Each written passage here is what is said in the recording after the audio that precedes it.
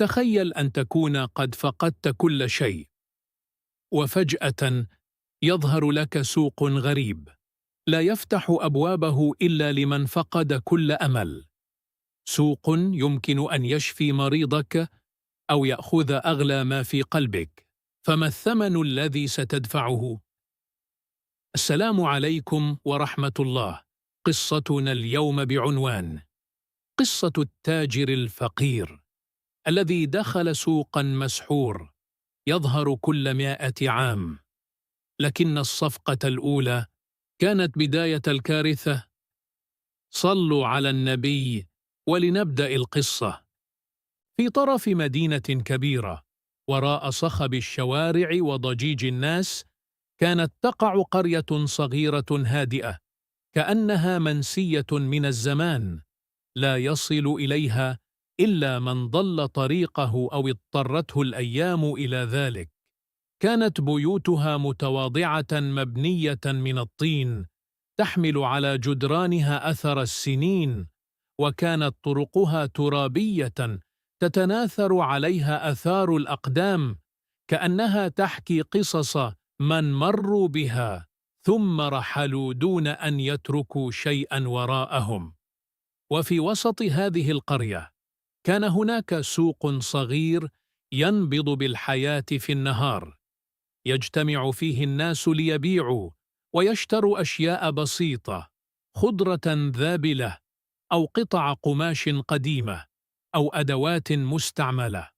ومع غروب الشمس كان السوق يختفي تدريجيا، وتعود القرية إلى سكونها الحزين، كأنها تتنفس ألما خفيا لا يراه أحد. في أحد هذه البيوت المتواضعة كان يعيش رجل يدعى سالم، في أواخر 30 من عمره، وجهه هادئ وعيناه تحملان تعب السنين. لم يكن سالم دائما كذلك، بل كان في يوم من الأيام تاجر قماش ناجحا يعرفه الناس بصدقه وأمانته، وكانت دكانه مليئة بالألوان والأمل. ولكن الدنيا لا تبقى على حال، فقد خسر سالم تجارته بعد سلسلة من الخسائر والديون، حتى لم يبق له شيء سوى ذكريات مبعثرة وقلب متعب. ومع ذلك لم يكن يشكو، بل كان صامتا صبورا يخفي ألمه خلف نظرات ساكنة. ولم يكن سالم وحده، بل كان له ابنة صغيرة تدعى ليلى، كانت هي النور الوحيد في حياته المظلمة. كانت ليلى طفلة رقيقة، وجهها شاحب وجسدها ضعيف، كأن المرض يأكل من قوتها قليلا قليلا كل يوم. ومع ذلك كانت تبتسم كثيرا وتنظر إلى أبيها بنظرة مليئة بالحب والثقة. كان سالم يجلس إلى جانبها كل ليلة، يمسك بيدها الصغيرة ويحاول أن يخفي قلقه، ويروي لها حكايات بسيطة لعله يستطيع أن يسرق لها بعض الفرح من قسوة الأيام. وفي أحد الليالي، بينما كانت الرياح تهب خفيفة خارج البيت والقرية غارقة في صمت ثقيل، نظرت ليلى إلى أبيها بعينين متعبتين، وقالت بصوت ضعيف: يا أبي، أنا سأشفى صحيح؟ توقف الزمان لحظة في عيني سالم، وشعر بأن قلبه يعصر بين ضلوعه، ولكنه ابتسم، تلك الابتسامات التي يتعلمها الآباء عندما يكون الألم أكبر من الكلام، وقال بلطف: نعم يا ليلى، ستشفين قريبا إن شاء الله. أغمضت ليلى عينيها بهدوء، وكانت تثق بكلامه ثقة كاملة، كأنه وعد لا يمكن أن ينكسر. أما سالم فبقي جالسا بجانبها حتى نامت، ثم نهض ببطء وخرج إلى خارج البيت، ووقف تحت سماء خالية لا ينيرها إلا ضوء خافت من النجوم. هناك لم يستطع أن يمسك دموعه أكثر، فانهار بصمت وبكى بكاء مرا لا يسمعه أحد، كأنه يفرغ ما في قلبه من عجز وألم. وبين دموعه كان سؤال واحد يتكرر في داخله: كيف يمكن أن ينقذ ابنته وهو لا يملك شيئا؟ وبعد أسبوع من الليالي التي امتلأت بالآلام والقلق، قرر سالم أن يأخذ ليلى إلى الطبيب في المدينة القريبة على أمل أن يجد شفاء ينقذ ابنته من الوهن. ولكن ما واجهه في المستوصف كان أكثر قسوة من أي شيء تخيله. الطبيب بعد أن فحص ليلى هز رأسه بحزن وقال بصوت رصين: يا سالم، أعلم أنكم تريدون الشفاء، ولكن تكلفة العلاج أعلى مما تستطيع حالياً، ولم يبق لكم سوى الصبر والدعاء. وفي طريق الرجوع إلى القرية شعر سالم بقلب مثقل بالضغوط والهموم، فالفلوس تنفد والقروض تتراكم، والتجار الذين كانوا أصدقاءه يرفضون مساعدته، ينظرون إليه بشفقة أو بتجاهل صامت، وكأنه صار غريبا في مكان كان يعرفه جيدا. وعندما دخل بيته وجد ليلى تتكلم بصوت رقيق: يا أبي، أليس لنا أمل؟ جلس سالم عند طاولة المطبخ ورأسه منحن، يفكر كيف ينقذ ابنته وهو لا يملك شيئا بحسيبه كل ما في العالم، وعرف أنه إذا لم يفعل شيئا فسوف تذوب قوة الطفلة في أيديه وتبقى ذكراها فقط. وبين ثيابه القديمة والمخدات الممزقة وجد سالم قطعة قماش قديمة كانت أغلى ما يملكه.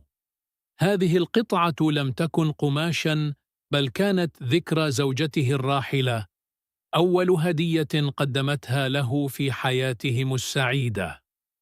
وفي ضغطة يد وتأفف قلب مكسور باع سالم هذه القطعة لتدفع نفقة الطب لابنته، على أمل أن يجد الشفاء في الغد. وبعد أن سلم القطعة جلس وحده في الحجرة الخافية، وشعر بوخز غريب في صدره، وكأن قلبه يمسح من الذكرى. وتسارعت أفكاره حول ما يفعله في الغد، ومن أين سيجد الحل، وكيف ينقذ ابنته وهو محاصر بالفقر واليأس. ترك سالم البيت وتجول في أزقة القرية، ينظر إلى جيرانه والمنازل البسيطة، ويتحسر على ما فقده، ويستشعر أن الوجه الذي يراه الناس له هو واحد، ووجهه الحقيقي يخفي داخله من الألم. وهكذا تركته الليلة يتمخط في الصمت وحده، ويفكر في كيف ينقذ ابنته قبل أن يفقدها إلى الأبد، مراقبا النجوم الباهتة، وقلبه يختلط بالأمل واليأس في نفس واحد. في ليلة هادئة وفي صمت غامر غطى أزقة القرية، وجد سالم نفسه يسير وحده تحت ضوء القمر الباهت. كل شيء حوله هادئ، وصوت الريح يحاول أن يمسك بأمواج ألمه الخفي. وفجأة أحس بحضور غريب من جانبه، فالوجوه كانت ظلاً في النهار وصمتاً في الليل. وأمامه وقف رجل عجوز غريب الملامح، وعيناه تحملان سراً عظيما، ووجهه كظل غامض تحمله الليلة. كان صوته هادئاً ولكنه مخيف، كأنه يتسلل إلى أعماق السامع ببطء وقوة في الوقت نفسه. وقال بصوت رصين: يا سالم، هناك سوق لا يراه الناس، هو للذين فقدوا الأمل. تركزت عينا سالم في الرجل، وشعر باهتزاز غريب في داخله، فالقلب يخفق بخوف وفرح معا. وأكمل الغريب: يمكنك شراء ما تشاء، ولكنك لن تدفع مالا. كل ثمن يؤخذ منك، ولكنه لا يراه. ومد يده إلى جيبه العجوزي، وأخرج خريطة صغيرة قديمة، ووسمها بأسهم غامضة، وأشار إلى مكان بعيد في الصحراء حول القرية، وقال: هناك ستجد ما لا يصدق، سيظهر في ليلة واحدة، ويزول كما جاء كل 100 عام. وأخفى الرجل الخريطة في كفه، ووجهه انبسط في ضحكة غامضة، ثم تبخر في الظلمة كأنه لم يكن هناك أبدا. وبقي سالم واقفا، قلبه يخفق سريعا، وفكره يتسارع: ما هذا السوق؟ وما الثمن الذي سيؤخذ مني؟ وأحس بأمل ضعيف يتسلل إلى نفسه مع خوف غامض، وأدرك أن حياته وحياة ليلى قد تتغير إلى الأبد إذا تابع طريقه. وقام يمشي في الصحراء ببطء، يحاول أن يفهم ما رآه، وكل نجمة في السماء كأنها ترسم له طريقا غامضا، طريقا يسير عليه ويوصله إلى ما يسمى السوق المسحور. وبينما يمضي في صمت الليل، كان يسمع همسات رقيقة في الريح، كأن القرية تحذره وتشير إلى أن ما سيجده هناك سيغير كل شيء في حياته. كل شيء حوله هادئ، إلا لهمسات غريبة كأنها تحاول إرعابه، وأصوات لم يفهمها، وشعر برعشة غير معهودة تجوب عضلاته، كأن هناك عينا تراقبه من بعيد، تثقل إحساسه وتجعله يتساءل: من هن؟ وما هذه القوة الغامضة التي تتبعني؟ وكل خطوة يخطوها في الرمال تصدر صدى غريب، كأنه يحذره أن يتقدم أو يتراجع. ورغم ذلك استمر سالم في السير، يتمسك بالأمل الضعيف في عينيه، وكل أفكاره تستدعي صوت الرجل الغريب وكلماته: يمكنك شراء ما تشاء، ولكنك لن تدفع مالا. وعندما تقدم بضعف، شعر أن أنفاسه تتسارع، وكل خطوة تقربه إلى ما أشير إليه من الرجل الغريب، السوق المسحور. وبعد ساعات من السير في الصحراء الهادئة والضباب الخفيف، وجد سالم نفسه واقفا أمام مكان غريب لا يشبه أي شيء رآه في حياته. أضواء براقة تلمع في الظلمة، ولا يرى مصدرها، كأنها تتألق لوحدها، تسحر النظر وتجري في الروح.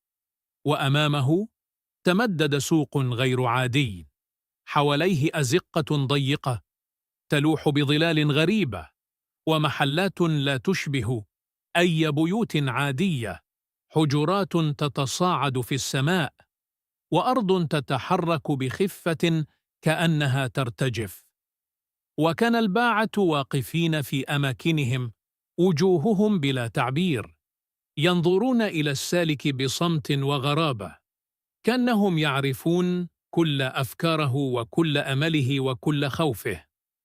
وتقدم سالم بحذر، ورأى أمامه أشياء لم يكن يتوقع أن تكون حقيقية. كانت أسعار السوق غريبة، ولا تقاس بالنقود بل بأثمان أخرى. في أول محل رأى سالم زجاجة صغيرة محشوة بشيء لم يفهمه، وكتب عليها عمر إضافي، فهز رأسه بتعجب وخوف، كأنه يسمع صوتا يقول: كل شيء له ثمن، والثمن منك أنت. ومحل آخر عرض أكوابا متلألئة فيها ذكريات صادقة ومريحة ومؤلمة، ورأى سالم قطع حب حقيقي وقدرة على نسيان الألم، وشعر أنه يغمر بمشاعر غريبة ترقص بين الخوف والانبهار، وكل ما تمسك به من شيء كان يؤخذ منه شيء في نفسه، كأنه يقايض بقلبه وذكرياته وآماله. ووقف سالم أمام لوح مرفوع في وسط السوق، وكتب عليه بحروف ذهبية: كل شيء له ثمن، والثمن منك أنت. تنفس سالم عميقاً، وشعر بوخز غريب في داخله، وأدرك أنه قد وقف في مكان يتغير فيه كل شيء، وأن ما سيحصل له وابنته سيقرر هنا، في هذا السوق الذي يفوق كل ما يعرفه البشر. وبين أضواء السوق الغامضة وأصوات الباعة البلا تعبير، شعر سالم بشيء غريب، أنه قد يجد فيه شفاء ابنته، وأن كل خوفه ويأسه لم يكن سوى باب يفتح في الليلة الصحيحة. تمشى سالم ببطء في أزقة السوق المضيئة بأضوائها الغريبة، وأمامه وقف بائع غريب عليه رداء ممزق ووجهه غامض وصمته يحمل سرا. تقدم سالم ورأى على الطاولة زجاجة صغيرة مليئة بسواد كالظلمة، وعليها لوح كتب بحروف ذهبية: علاج للمريض. ونظر إليه البائع بصمت ثقيل، ثم تكلم بصوت هادئ وغامض: يا سالم، أشف ابنتك، وكل ما تطلبه سيكون لكم، ولكن الثمن هو أغلى ما تملك. تحسس سالم زجاجة الدواء، وسأل بصوت مرتجف: وما هو الثمن؟ أجاب البائع بصوت كالظلمة: أسعد ذكرى لك، أغلى ما تملك في قلبك، ذكرى تحبها لكنك ستفقدها إلى الأبد. تراءت لسالم الذكريات: يوم زواجه السعيد، ضاحكة زوجته الراقصة في الحياة الهادئة، أول مرة حمل فيها ابنته ليحملها في ذراعيه ويبتسم، وشعر بألم غامض في صدره، ورجح رأسه بين الخوف والأمل، ثم أمسك بالزجاجة ووضع ذكراه الأغلى في كفه وسلمها للبائع. في لحظة واحدة شعر سالم بحريق غريب في داخله، وبعد ذلك فراغ غريب، كأن شيئا منه قد انسحب، وصدرت أصوات خفيفة في روحه تذكره بأن شيئا ما مفقود، ولكنه لا يعلم ما هو. وبينما يتفحص سالم وجهه في الظلمة، أدرك أنه لم يعد يتذكر زوجته تماما، أن ضحكتها، حنانها، وكل ذكرى سعيدة معها تبددت كالضوء في الضباب. وشعر بشيء ناقص في داخله، وصار قلبه يخفق بحيرة وحزن غامض. وفكر: ما هو هذا الفراغ الذي أحسه؟ لماذا أشعر أن شيئا قد اختفى؟ وفي نفس واحد أدرك أن ما فعله قد أطلق كارثة صامتة، أنه بدأ يدفع ثمن السوق السحري، وأن طريقه لا يزال طويلا، وما هو آت أعظم من أي شيء تخيله. عندما عاد سالم إلى بيته في الصباح البارد، شعر بانتعاش غريب في صدره، وبأمل يبتلع كل خوف سابق. دخل الغرفة ورأى ليلى ابنته الصغيرة جالسة على السرير، وشعرها يلمع ضوءا طبيعيا، ووجهها يشع بصحة لم يرها منذ أيام.